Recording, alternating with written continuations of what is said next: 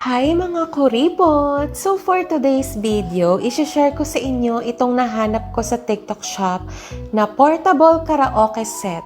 Sobrang dali nga lang gamitin itong product na to kasi may user manual naman siya. At ito nga pala yung pinaka Bluetooth speaker niya. Sobrang aesthetic, 'di ba? Nandyan sa gilid yung saksakan ng charger. Pwede mo rin lagyan ng flash drive and SD card. Nasa harapan naman yung mga buttons, pati na rin yung pag-adjust ng volume. At masasabi kong matibay itong product na to kasi may handle na siyang naka-install sa gilid. Kaya naman super handy at pwede mong dalhin ito kahit saan. Tapos meron lang din siyang naka-install na anti-slip kaya naman super safe.